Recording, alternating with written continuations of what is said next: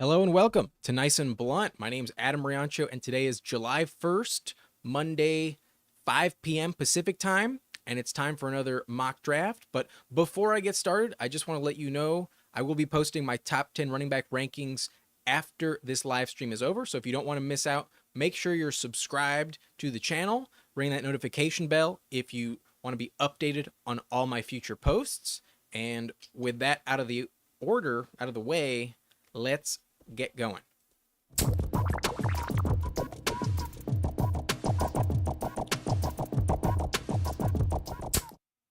All right, here we are, as always, on Underdog, where we do all of our mock drafts. Great place to make some money, make some bets, have some fun. And if you're new to Underdog, you can sign up with my code Nice and Blunt, and you will get your first deposit matched 50% up to, I believe, $250. I'm pretty sure that is the deal that they offer you on sign up. So use code Nice and Blunt if you're new. If you want to join me, you're more than welcome to hop into this draft. We will be entering the mini schnauzer. I'm not going to hit enter just yet. Just want to break down the rules. It is a 20-second clock, so twice as fast as our last live stream, but a little bit faster than typical.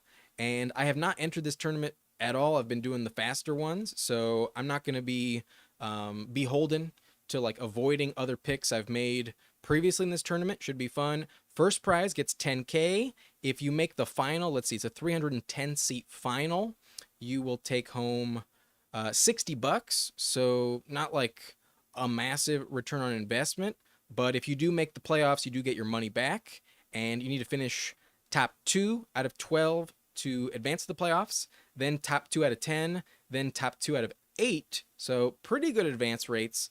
And then you can find yourself in the final where the big money really sits. So keep that in mind. If you have never entered a tournament on Underdog, this is a good starter tournament because it's so cheap. But I would recommend those 12-team leagues. It's a much higher return on investment.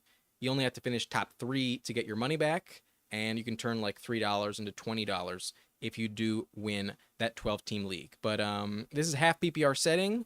1 quarterback, 2 running backs, 3 wide receivers, 1 flex, 1 tight end, and 10 bench spots. So an 18-round draft. And we will be underway just in a moment. So I'm on a bit of a delay. If you want to draft with me, you can hit the button right now. And I'm going to wait about 5-6 seconds or so, and I will join you. Hopefully we can get in this thing together if you want to join. So let me hop in. And this thing has 2 spots left, so almost full. Not going to be a long wait for this one, and we should be underway very shortly. But if you're watching in the live stream, let me know you're here. And if you have any questions over the course of the stream, happy to answer them. And given it's a shorter pick clock, if we're done with this draft in like 30 minutes, I'll probably do a second one.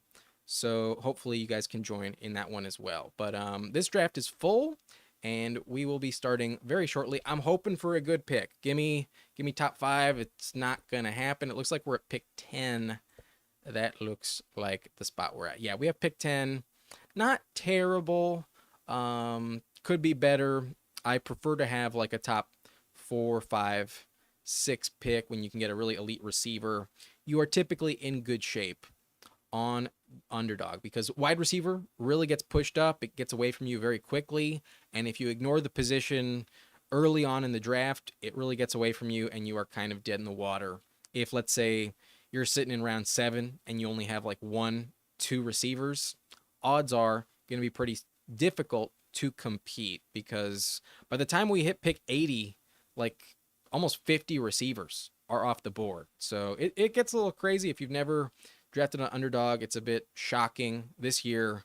A lot more than previous years. It's just so weighted in favor of receiver. But there's some great values at running back, so you can put together some really interesting teams. And this draft is now underway. Let's see what happens. Wish me luck, y'all.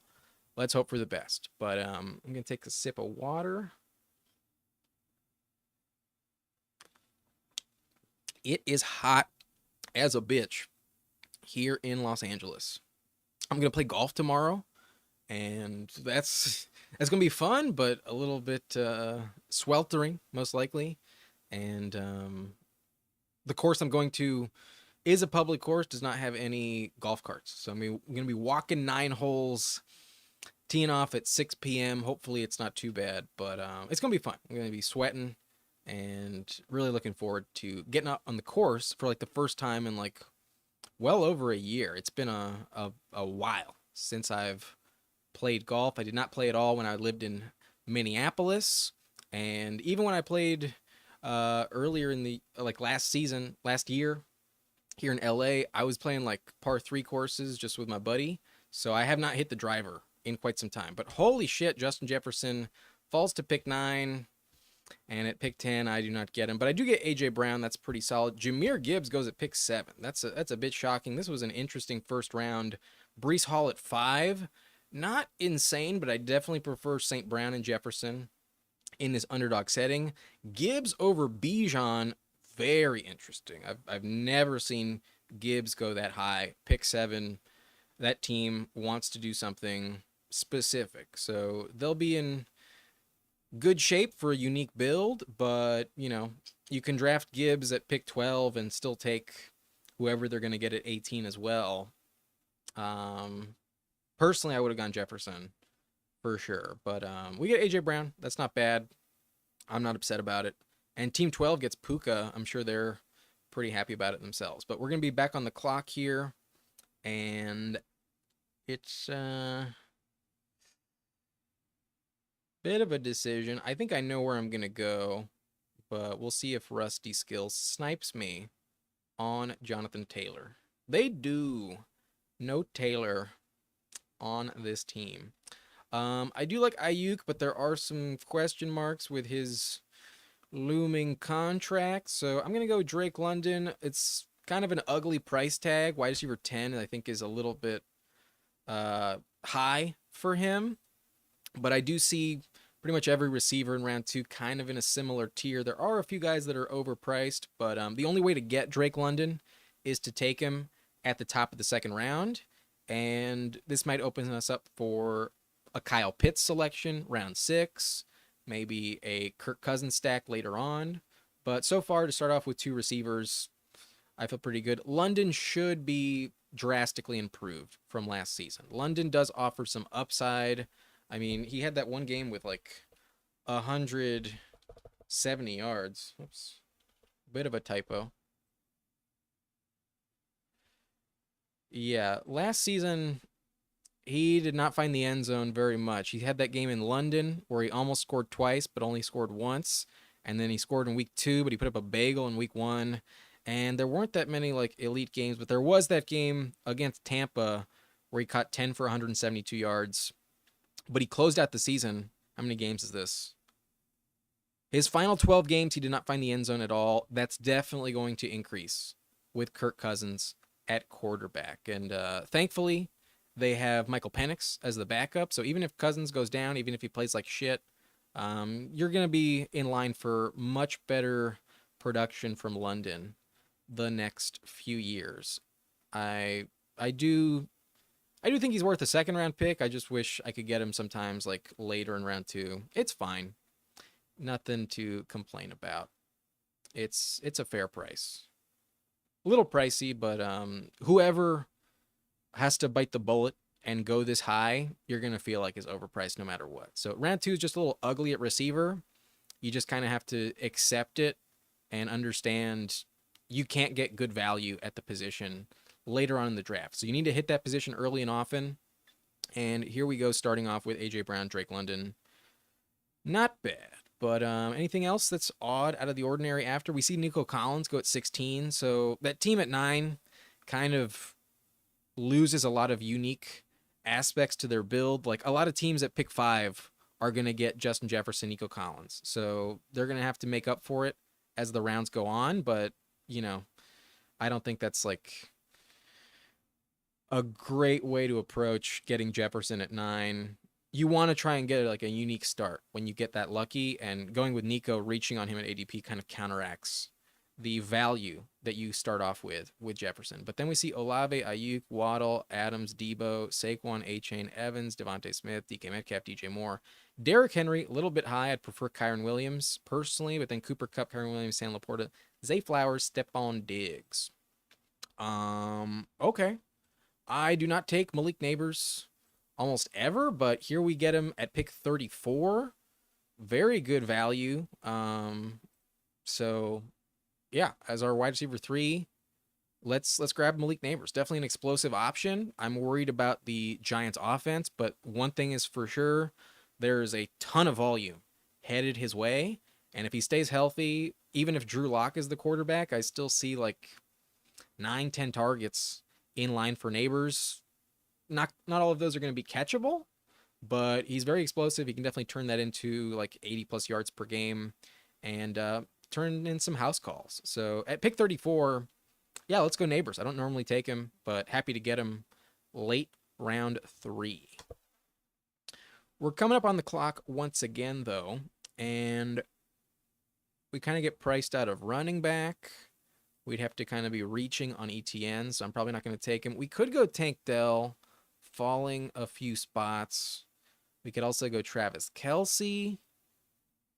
And I think that's what I'm going to do. I feel pretty confident starting off with these wide receivers. I have plenty of teams already with A.J. Brown, Jalen Hurts. So while that's usually the way to go, stack up the QB. I think we can get some good options, good values later on. I'm going to pass on Jalen Hurts, and I'm just going to get the elite tight end in Travis Kelce. Kelce's still probably going to be the number 1 tight end on the season.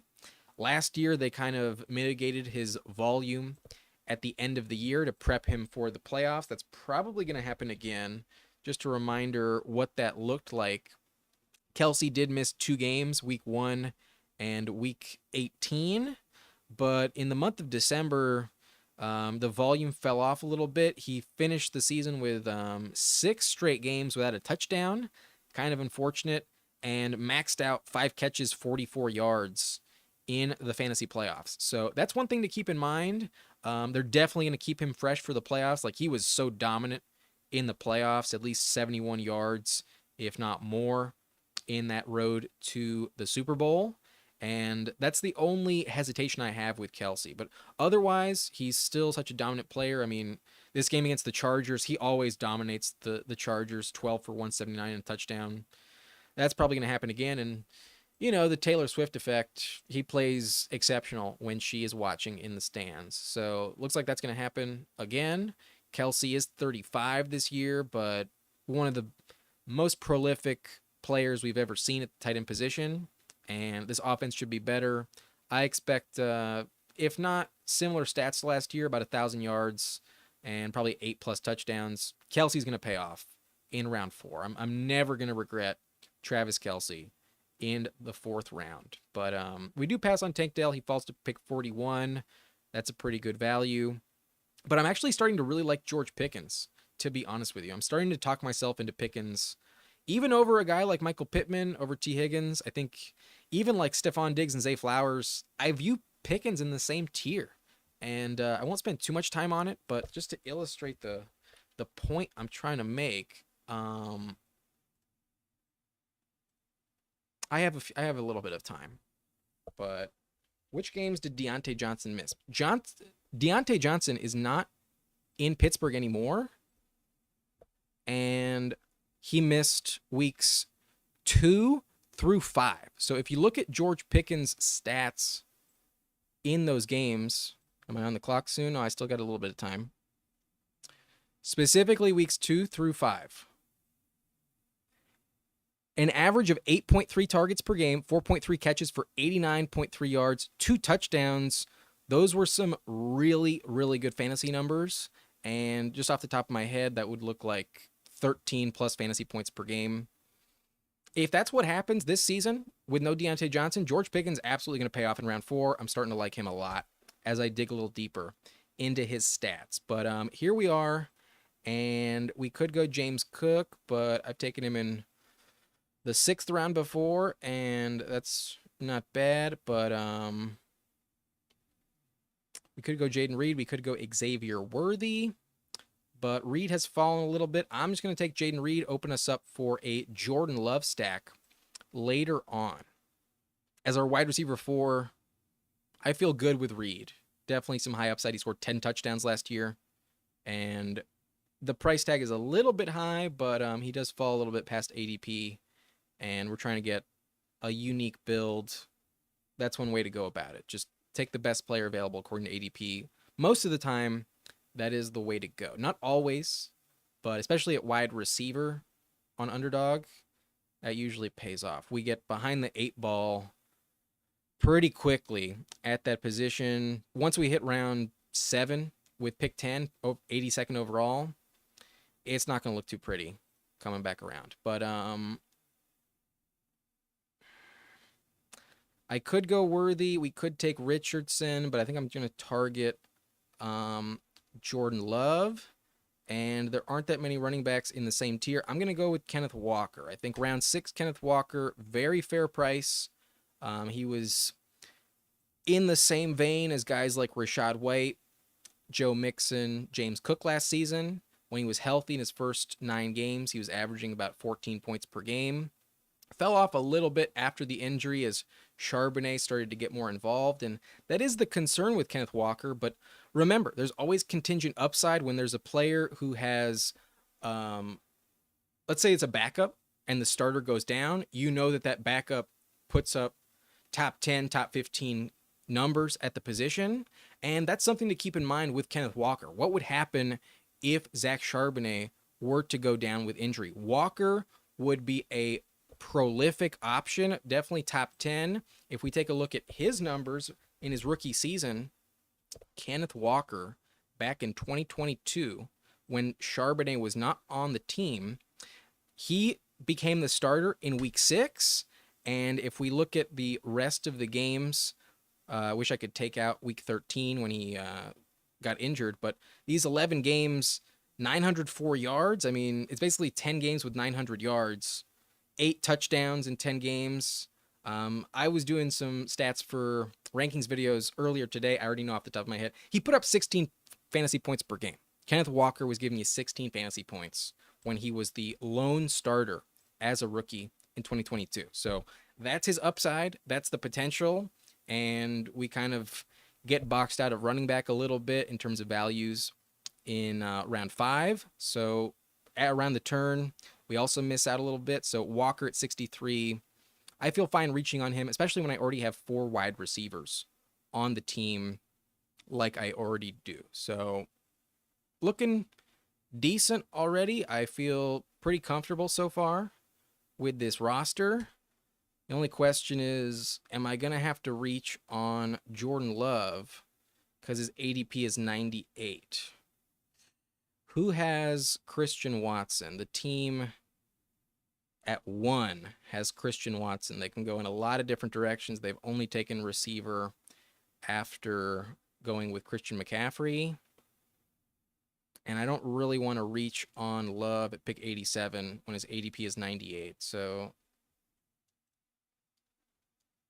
probably just going to go with double running back here around the turn. But we don't have a Cardinal. I'm not going to go Kyler. I'm going to take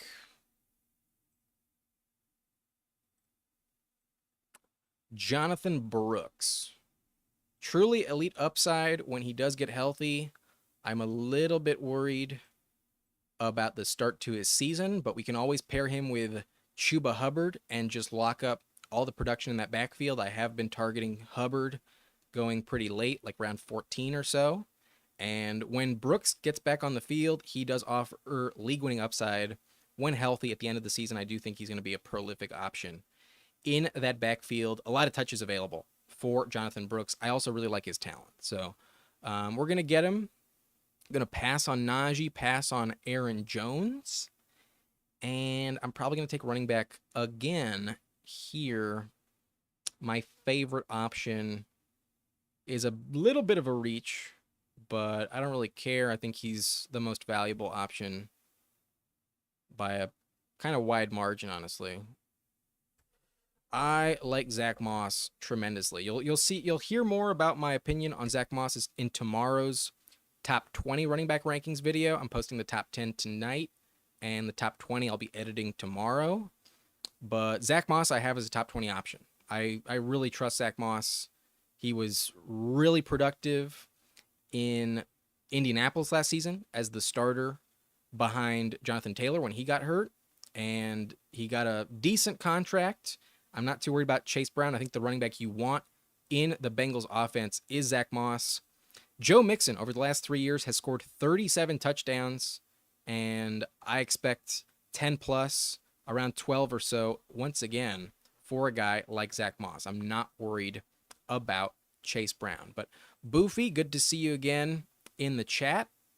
You got a question for me? Do you do any auction drafts, any players you target specifically? I don't really do them for like the mocks leading into the season because there's like no real platforms where I can do them and like it's actually like a legit league. Like if you do a mock auction on ESPN, within 5-10 minutes, like you're lucky to make it 10 minutes where 8 out of the 10 teams haven't left the lobby and everyone isn't on auto pick. So there's really no point in doing an auction mock draft when everyone is on auto.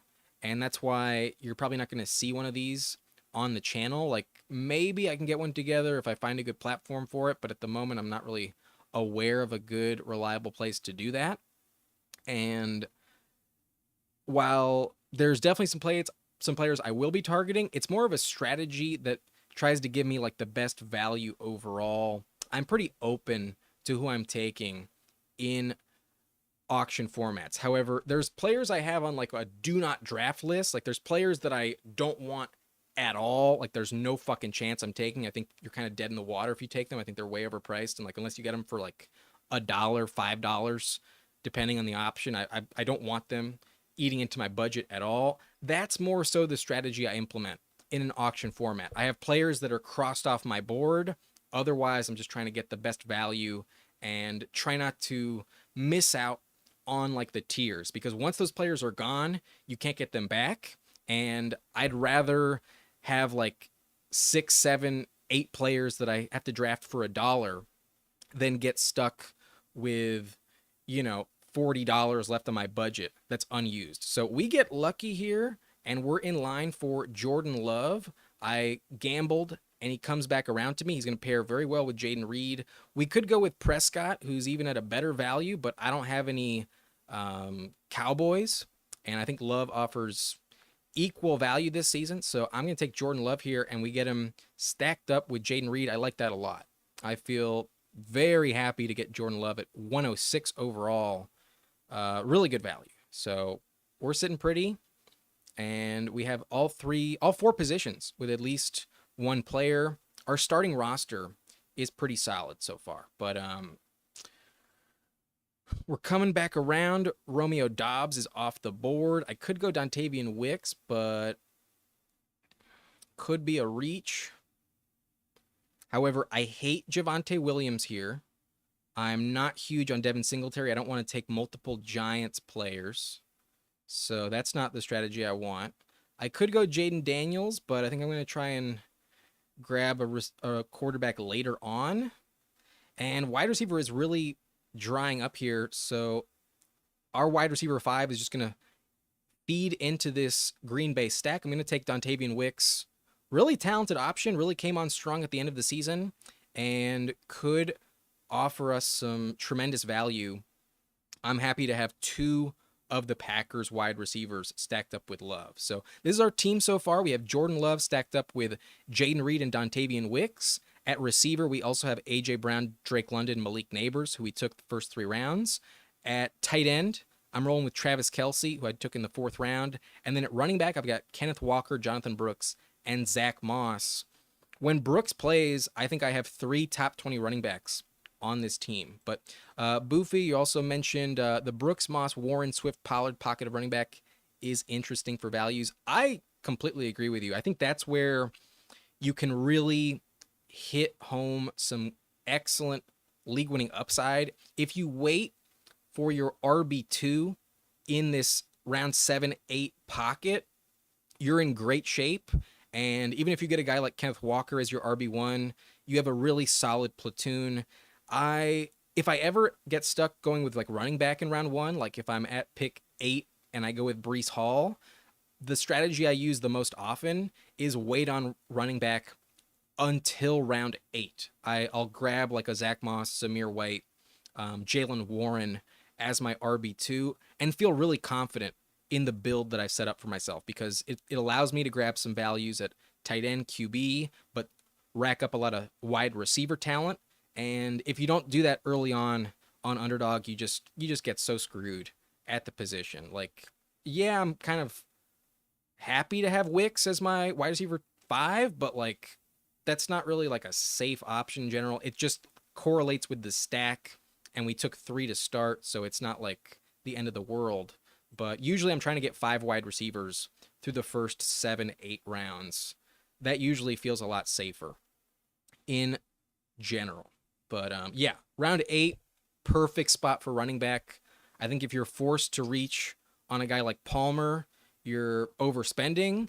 Samuel, while I do think is valuable, is a little bit risky in that run first offense in Buffalo. And then Sutton is a good value, but he used to be going around like pick 100. I like that pick a lot more when that was the case. So yeah, running back round 8, I think is the best spot to be in by far. But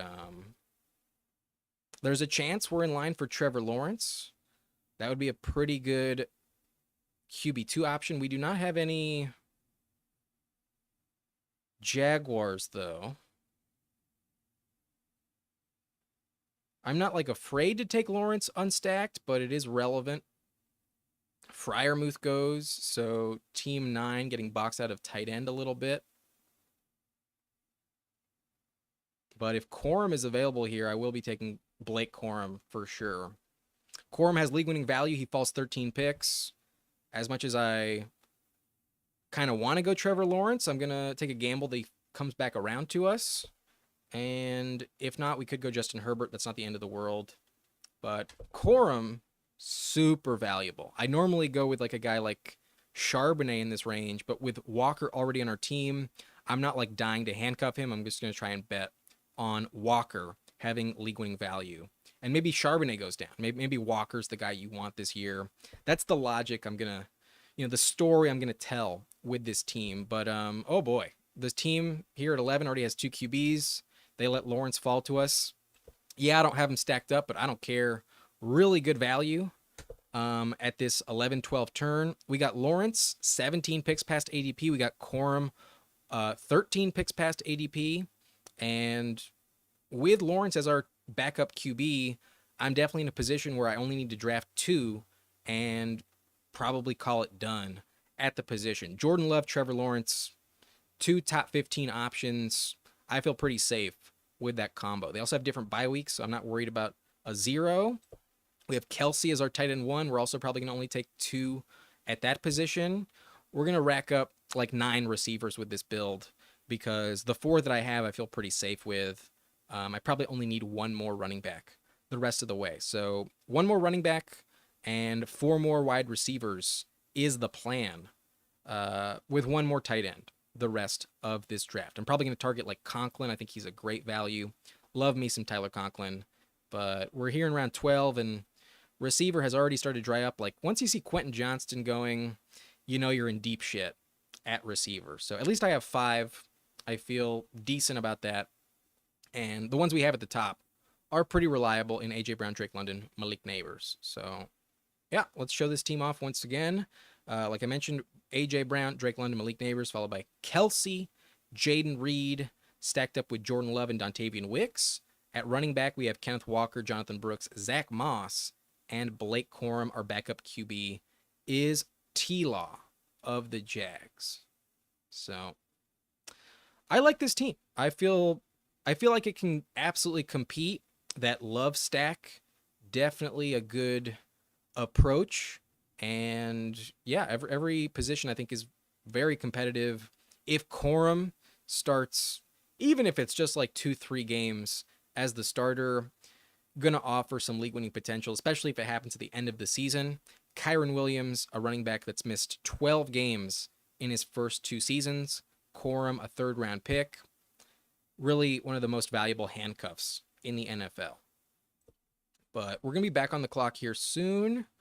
And maybe I go with Luke Musgrave, actually, just to further invest in Green Bay. I was probably going to take Lloyd if he was there. Yeah, I'm not in love with receiver here, so I'm just going to take Musgrave, and that way we'll call it done at tight end. But it looks like my battery actually just died, so let me replace that for you. Get back on the screen. Apologies for that. And given I'm about to be on the clock, it might take me a minute or two. But I do like me some Vidal here, but wide receiver is really drying up, so maybe I just pivot off to wide receiver.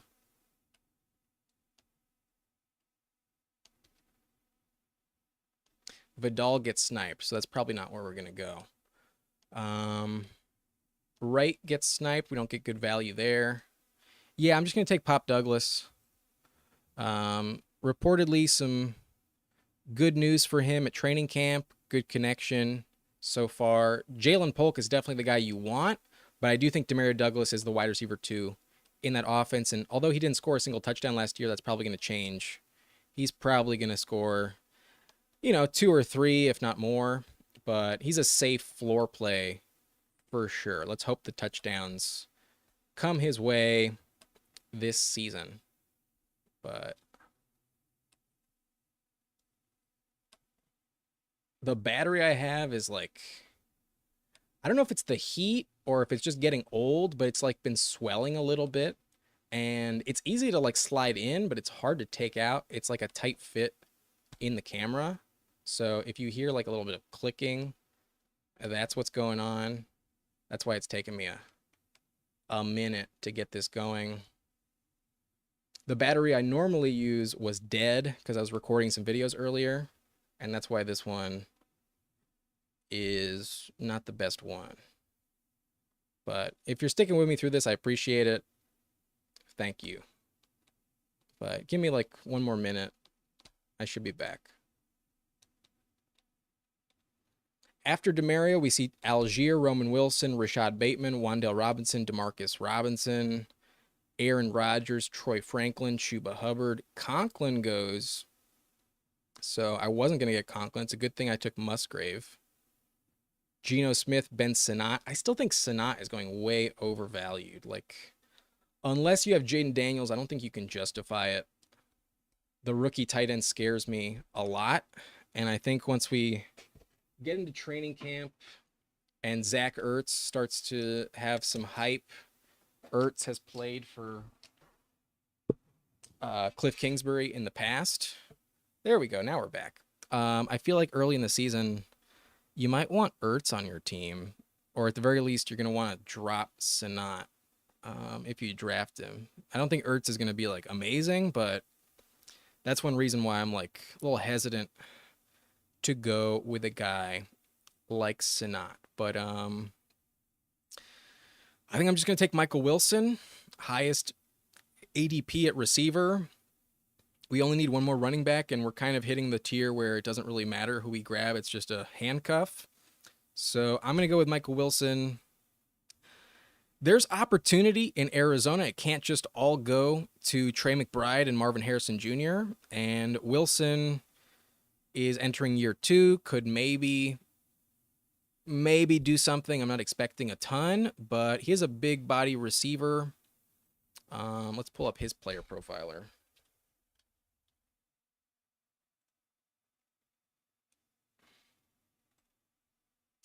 While that loads, let's make sure we don't get timed out, and we'll get back to it in a sec. Talk a little bit more in depth on Michael Wilson, but I've taken a shit ton of Isaac Guerendo so far. Isaac Guerendo is my like most drafted running back, most drafted player so far. I think I need to spread those investments around, and that's why I'm going to take Elijah Mitchell.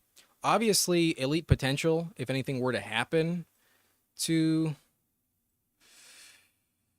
CMC, but I do personally kind of prefer Garendo. I'm just trying to, put eggs in different baskets and diversify a little bit. So here we're going to go with Elijah Mitchell, slightly past ADP 183. If this is the year where CMC gets hurt, then, there's decent potential. But let's get back to Michael Wilson.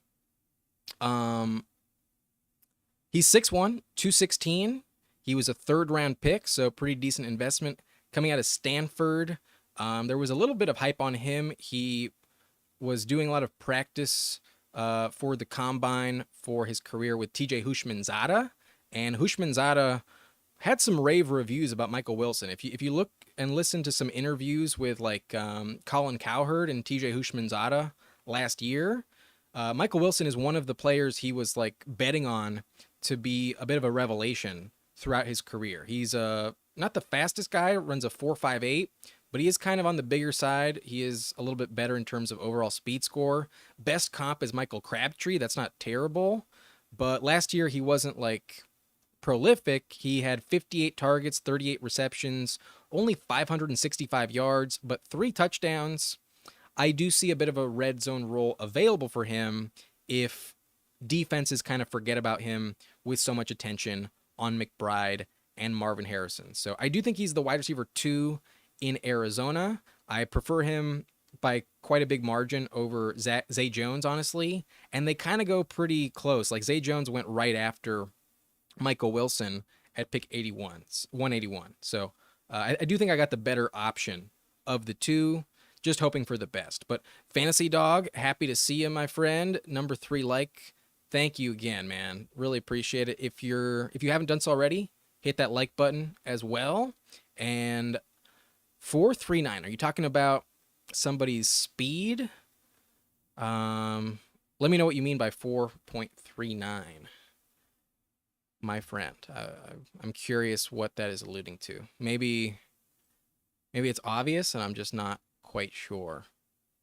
But we're about to be on the clock. It's time to focus a little bit. But I was considering maybe Braylon Allen at the previous round, and there is some arguments to be made that our running back core is not great, so maybe it's worth taking a 6th. I would rather go with 5, but I'm not like loving any of the values at receiver here, so I'm just going to go with Braylon Allen, given he fell all the way back around, and I feel somewhat decent about our receiver core. I think 8 is probably fine for this build, but maybe that was the wrong pick. Maybe we should have grabbed double receiver here instead. But Slayton goes. I'm not too upset about that. We could go with a guy like Dortch, but yikes, that doesn't feel great. Jalen Hyatt had some potential, but didn't really do shit as a rookie. Did not find the end zone once. Garendo. I think he's actually faster than that, man. I think Garendo might be faster. I'm just going to double check after I make this pick. But I feel like he was the fastest at the combine with a 4.33. Maybe I'm wrong, but he was faster than Jalen Wright, who ran a 4.38. I think he's a 4.33. But, shit, this is not looking pretty. We could go Josh Reynolds. But we've invested in the Giants offense. Maybe Hyatt has a bit more, pop in year 2. I never take him, but fuck it. I'm just going to go with Jalen Hyatt. It's pretty ugly at the position at this point. But let me confirm that. I'm pretty sure that's the stat off the top of my head. I think he was clocked at 4.33 at the combine.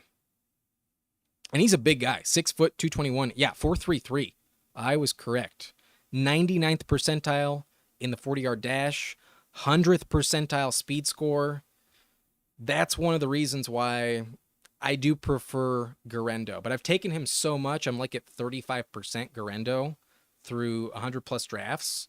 That's the reason I go with Mitchell in this draft. But thank you very much, Fancy Dog. I appreciate the compliment. And let's see, how long have we been streaming? Um, we're 42 minutes into this live stream. If maybe I'll do a second one. Maybe I'll do a second one for you guys. It's only $3. Yeah, let's do it. But if you guys want to join me, let's hop in. Let's do it. That team is done, and let's do one more draft, just for the hell of it. Because this tournament's almost full, and that was my first team in the tournament. So if you want to join me, hit the button right now. And I'm gonna wait 5, 4, 3, 2, 1. Hopefully, we can draft together if you want to join me. But this draft is full. We'll see what happens. We get pick 4. Let's go. Pick 4. Yeah, 35%. I wish it was a little bit lower, but yeah, I'd recommend getting some more of him. I feel like I overcompensated when they added him to the available player pool. I was really upset that I couldn't draft him before the NFL draft. Like, he wasn't available before the combine, and I thought they would add him once he ran a 4.33, but they didn't. And I was like so upset about it once the like regular season tournament launched, and it was like post the draft, where, you know, before the draft it was like 20 rounds, now it's 18. They added Grendo, and I was just like, okay, I have to fucking take Grendo like crazy. Like every round 18 for like 3 weeks I was grabbing Grendo, and I still take him here and there, but yeah, I was just like overcompensating for like a lack of exposure to him earlier in the year, that I think I may have overdone it just a little bit. So 35 is a little bit high for what I want, but I mean, if Christian McCaffrey goes down, I'm going to be printing money with round 18 Garendo. So yeah, don't know why he wasn't available. They were sleeping on him. Get him where you can. But all right, here we go. Jamar Chase, pick 4. Let's go. I'm very happy to have a top 5 pick. It's been a minute since I've drafted on the live stream, where I've been getting late round picks a lot, like pick 10, pick 11, pick 12. I feel like all kind of encompass the last like 5 live streams I've done. So yeah, a little bit of good luck this time around with pick 4, but hopefully the battery does not time out this time around. I think we're going to be fine, because I popped it in like 10 minutes ago, but I am thirsty.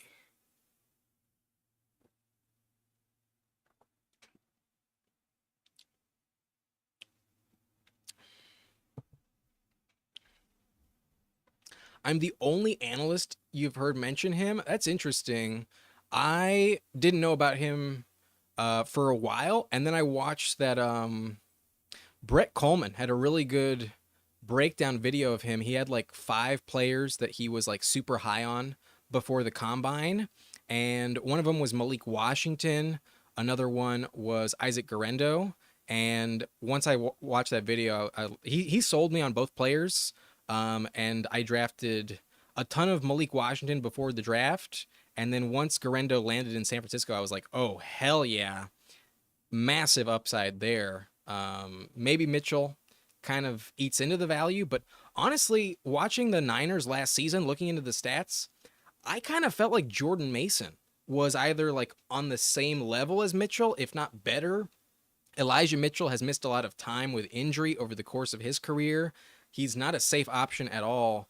And once you look into the metrics, 4.33 speed, 6 feet, how much does he weigh? 221. It's like, how does this guy not work in Kyle Shanahan's system? You know what I mean? Like, he would need to be a massive bust out of nowhere. With those stats, I feel like you should probably invest in Garendo more so than bet against him. But if Christian McCaffrey plays all 17 games, he's probably going to be like a nothing. You know what I mean? Like, maybe he finds the end zone randomly, but you know, maybe he's Kyron Williams this year.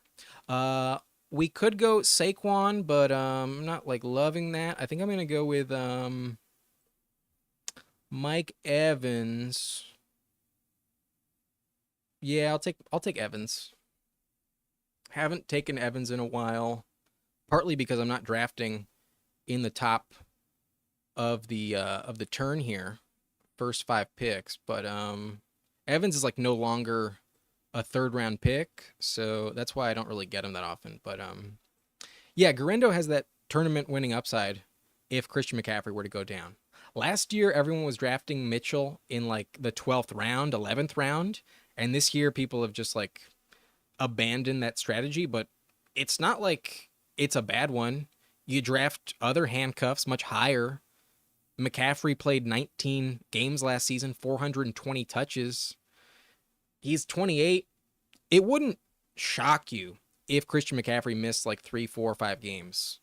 I wouldn't bet on it, but here on Underdog, when you're more likely going to not make money at all, it's a pretty safe bet. I want to go with Kyron. I think Kyron is a really good value, but Metcalf I have just as high as Evans, and I almost took him in round 2. For him to be available here, I don't think I can replicate this type of wide receiver value. So I'm going to take Metcalf, and we should still get some good running back values later on. But boy, the team at 5 with a Jonathan Taylor, Kyron Williams combo.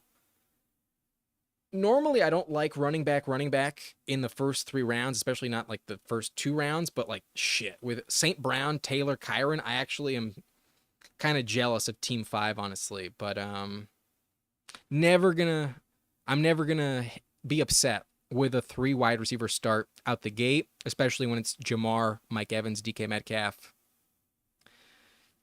Yeah.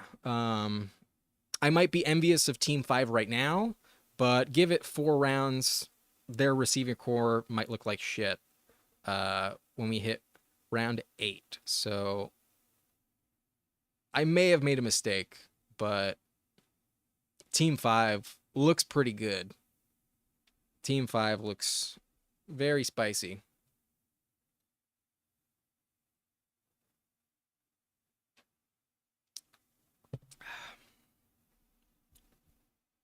Mitchell barely 4 yards in Shanahan offense. Enough said. I'm right with you, Adam. I appreciate it, man. It's good to feel like somebody agrees with my logic, because I do kind of feel like I'm out on an island, especially once you said I'm the only one bringing him up. Now that you mention it, yeah, not many people talk about him, but he's one of those round 18 flyers that is just so tempting. Such a fun pick. If it goes right, you're printing cash with Garendo. He could absolutely be this year's Kyron Williams. 100%. Just needs Christian McCaffrey to go down. So we'll see. But worth a flyer. Round 18.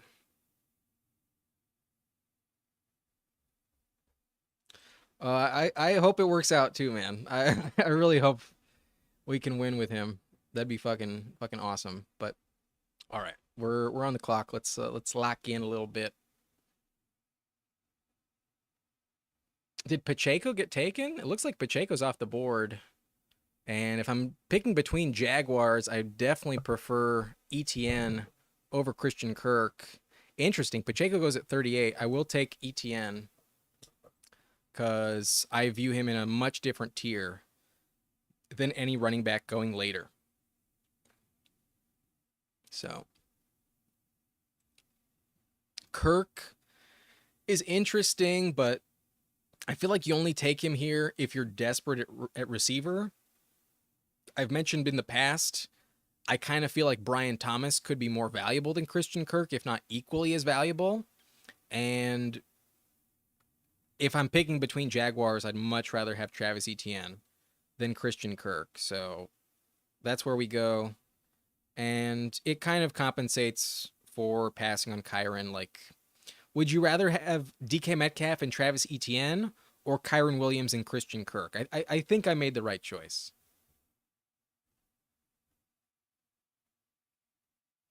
But receiver's a little bit ugly here. I could go with Mahomes, but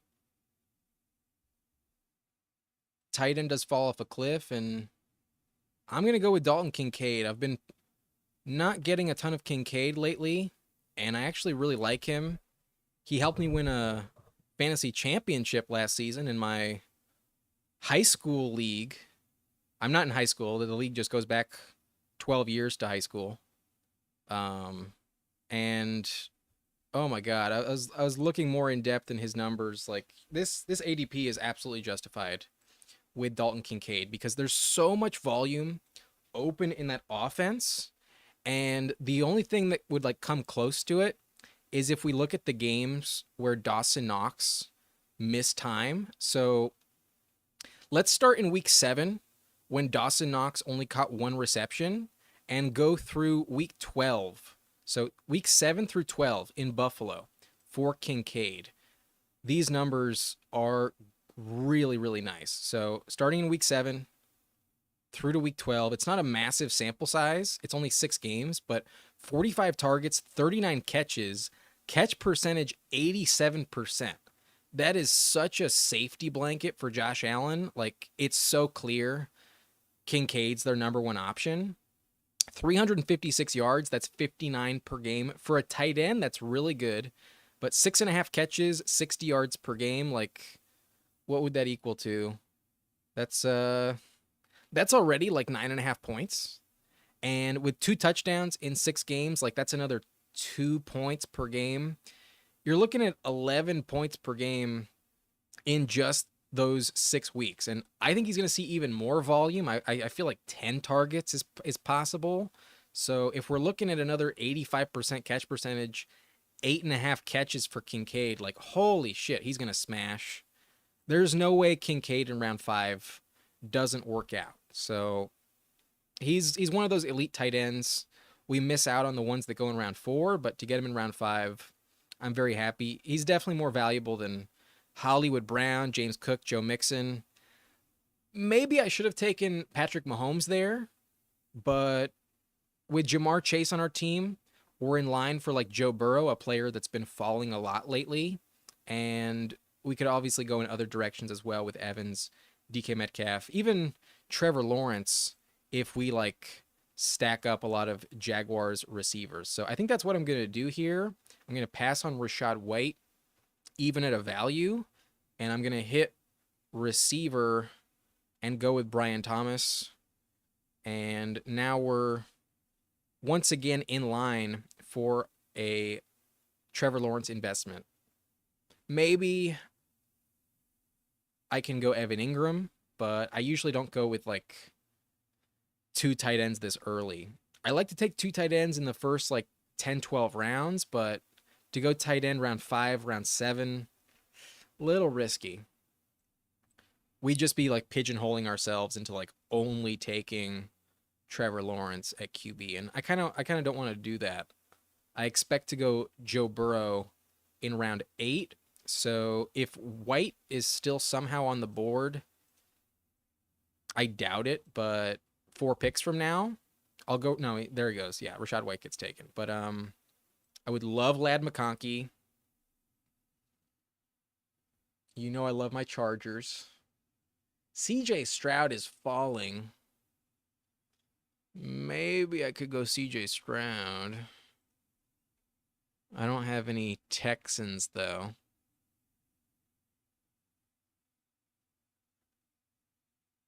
Wow. Kyler Murray over Stroud. Fuck.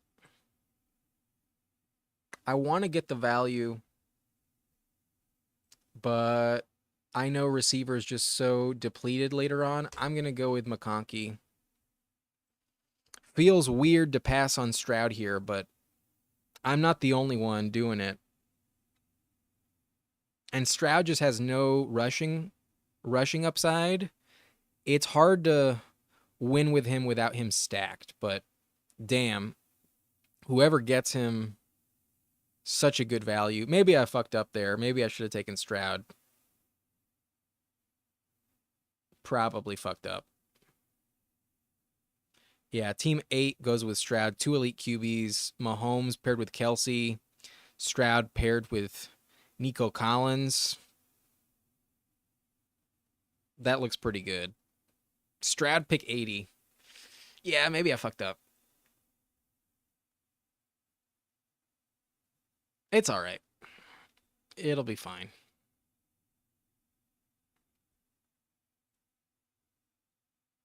Kind of regretful about it, though.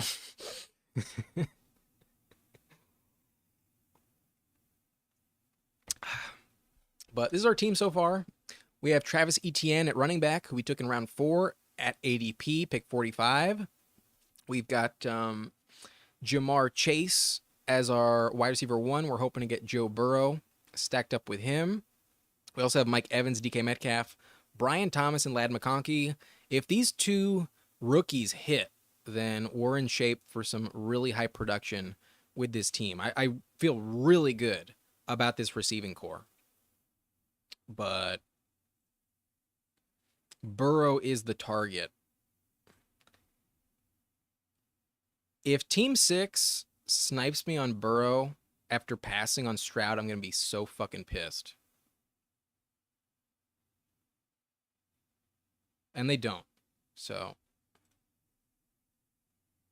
probably worked out for me. Yeah, I'm not going to get cute. I'm just going to take Joe Burrow.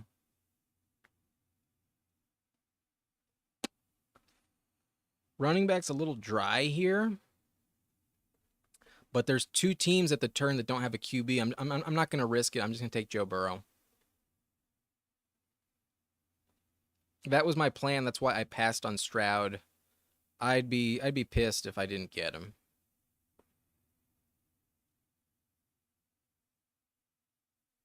But yeah.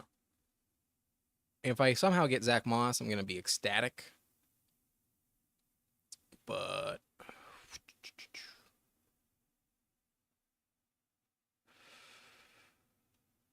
fight me. Happy to see you, my friend.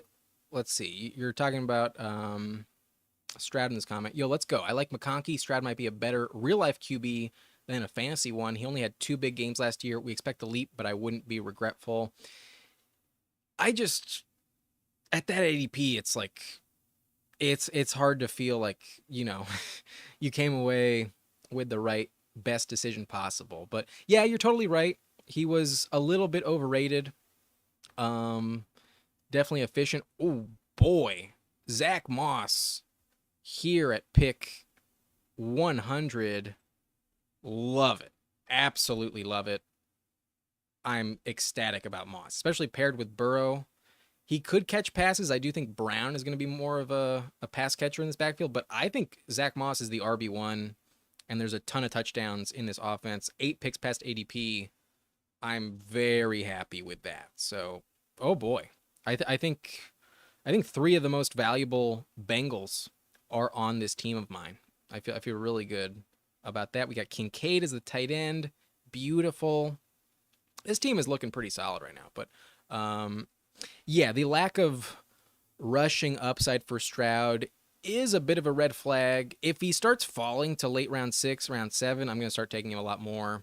But if you pass on him when you have the stack option, this is what can happen. He can fall all the way back around to you at pick 80. So team 8 was the furthest team on this side of the board with a Texans receiver. Actually, the team with Diggs passed on him too. Holy shit. That's wild. But pick 80, I think that's going to work out tremendously. I think that's great value on Stroud. But yeah, he was going at the 4-5 turn earlier in the year. He's fallen pretty far as of late. I heard the footballers recently talk poorly about him, like talk about him as like a bust candidate. And Mike Wright made some good points. You can check out that podcast episode for more of a breakdown on that. But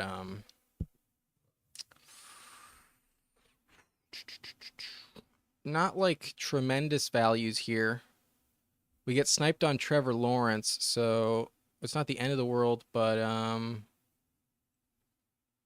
I think the safest, I'm just going to take running back.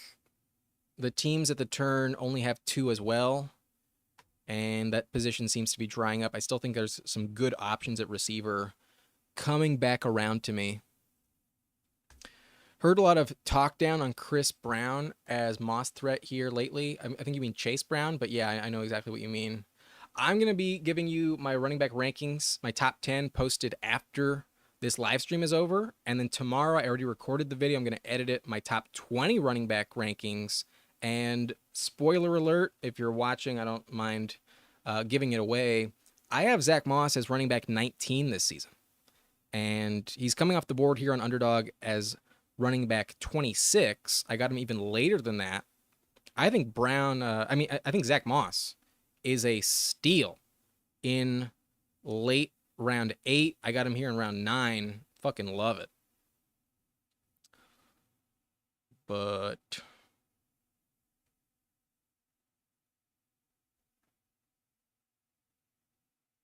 I don't like receiver here.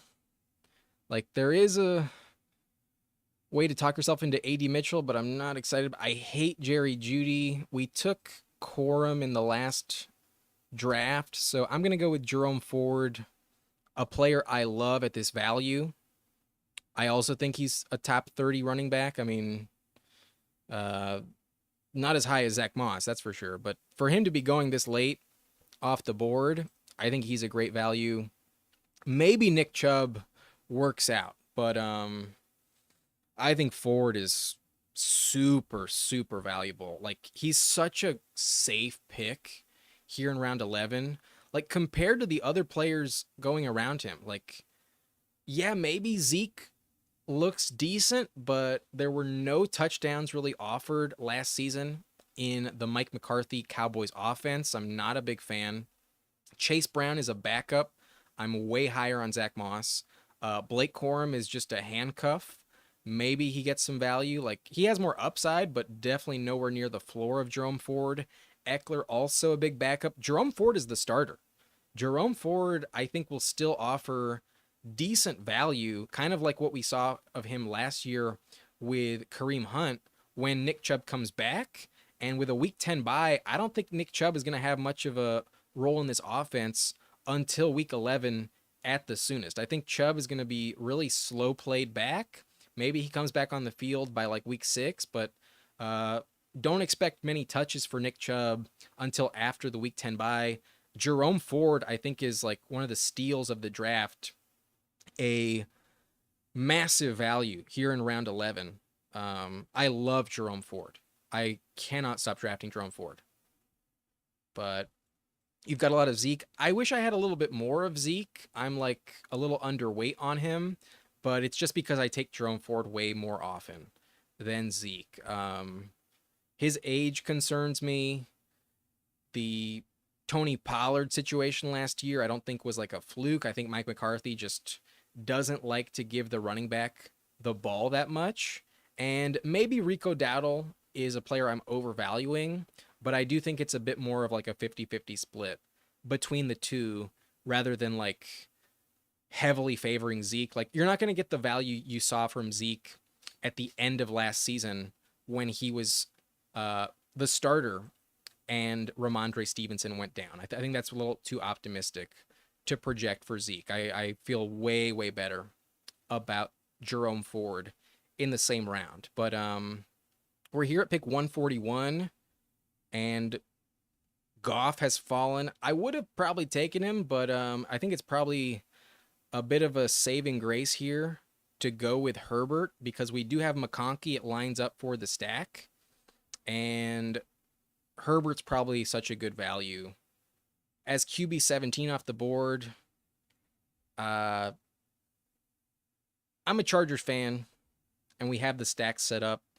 Never going to be upset with Justin Herbert. I also think there's some good stacking options going later with him. I would love to have Josh Palmer over Quentin Johnston, but who knows? Maybe Quentin Johnston does pay off. So we're lining ourselves up for a QJ selection here. Not ideal, but wide receiver super ugly this late anyways. So as our wide receiver 6, we're not really counting on him anyways. But Herbert as the backup, I actually feel comfortable just going with 2 quarterbacks in this build. So yeah, we go Burrow, Herbert, and we do have at least one stack with McConkey. We might get Quentin Johnston here as well. But I also think, yeah, Fantasy Dog, as you're saying, DJ Chark is interesting. I also love Hayden Hurst and Donald Parham. Hayden Hurst, I think, is the tight end you want. But we're going to go with QJ. He looked like shit last year. Very disappointing, a ton of drops, but he is a first-round talent. And who knows, with all of the volume available, maybe Jim Harbaugh unlocks him in year 2. Maybe, just maybe, he does pay off. But he has good, like, yak potential. He's so cheap. Even if he doesn't give you more than, like, 3 games of value, like, you're probably not getting much more than that anyways with other receivers in this range, other than guys like Darnell Mooney and, like, Jahan Dotson. Probably anyways. So yeah, it's kind of ugly. It is what it is. But when you have Justin Herbert, it's good to invest in the stack. I also have Gus Edwards. I also have Ladd McConkey. I have 4 Chargers already on this team. Not a bad strategy. But let's remind you of this roster so far. We have Joe Burrow and Justin Herbert. Burrow is stacked up with Zach Moss technically, but not so much. More so with Jamar Chase. And Jamar could definitely be the wide receiver 1 this season. That's definitely in the range of outcomes for him. At running back, we have Travis Etienne as a bit of our hero approach. Then we have Zach Moss, Gus Edwards, Jerome Ford. Really good depth, in my opinion. Very solid options.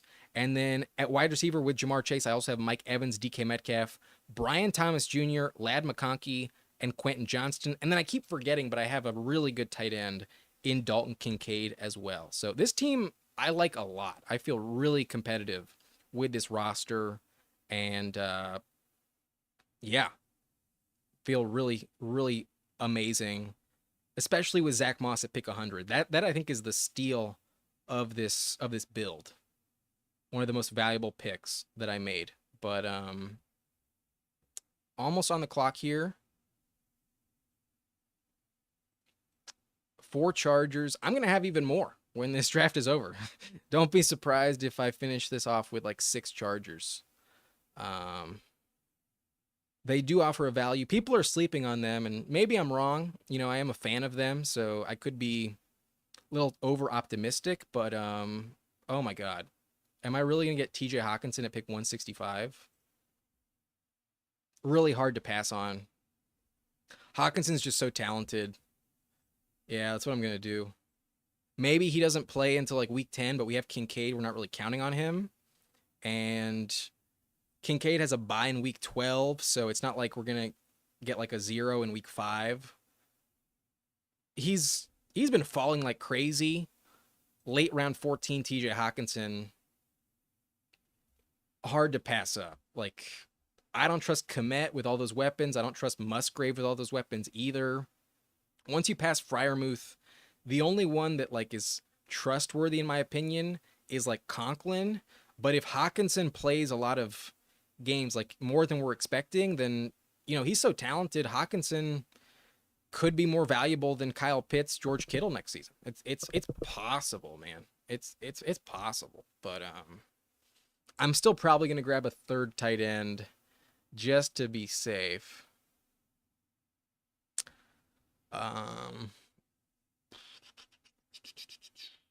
Would have loved Corley. We don't get him. Shit. This is ugly as fuck. I'm not gonna grab Baker. Am I really gonna take Troy Franklin? I don't want to grab Franklin. Fuck. Oh, thank God. I go Michael Wilson instead. But fuck, this is gross. At least I have 5 receivers that I trust at the top. Like, we're not really counting on Quentin or Michael Wilson. But in year 2, we spoke about Michael Wilson earlier in the video. In our previous team, we drafted him here in round 15 as well. There's potential. I would have much rather have Malachi Corley or Roman Wilson, but we get sniped on him, so it doesn't work out. But Michael Wilson, I think, is a better pick than Troy Franklin by like a wide margin. Franklin scares the shit out of me. In Denver, Like, yeah, he has a connection with Bo Nix that goes back to college, but that's the only reason to be optimistic. He fell to the fourth round for a reason. I think I'd rather have Marvin Mims. I think I'd rather have Josh Reynolds than Troy Franklin. I think Greg Dulcich is also going to be more valuable than Troy Franklin. I think Franklin is a bust in round 15. I'm pretty sure I have a 0% exposure. I don't think I've taken Franklin a single time since after the NFL draft. But yeah, this round is just so gross at the position anyways.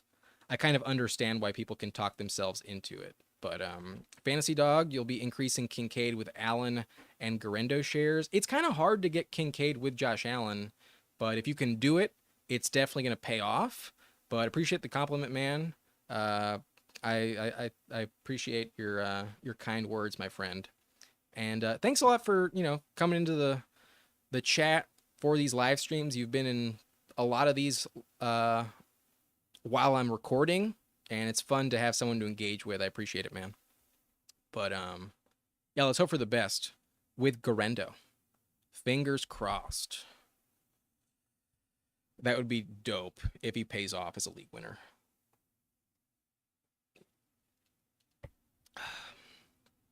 But we have 3 rounds left.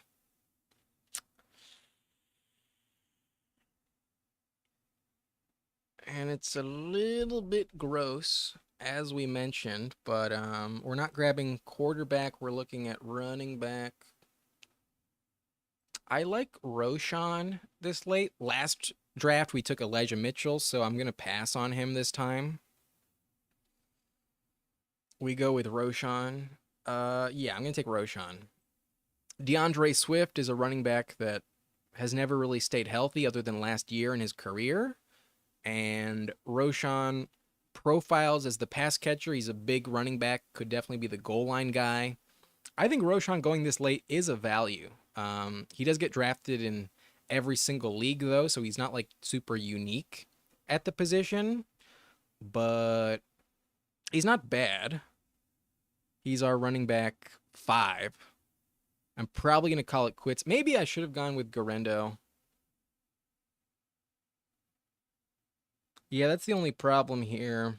I don't think I can really afford a 6th running back because I'm planning to go with 3 tight ends, and I need an 8th receiver for sure. But we only have 2 rounds, and if you reach at this point, it doesn't matter. If it's for the stack, it's always justified. I'm going to go with DJ Chark. Unless I get sniped here. That would shock me. But just kind of a hedge against Quentin Johnston. DJ Chark is also one of those type of deep threats that, can give you like 3-4 games where he catches like a 60-yard touchdown, otherwise does nothing. And that's what we're kind of looking for in terms of upside this late. But actually, no.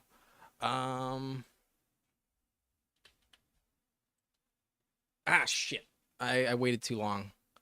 The 20-second clock burns me a little bit. I actually really like Yoshivas when I have Joe Burrow. I think Yoshivas is being slept on because there's so much hype around Jermaine Burton, but Yoshivas in year 2 is actually kind of interesting. But I wait too long. We go with DJ Chark instead.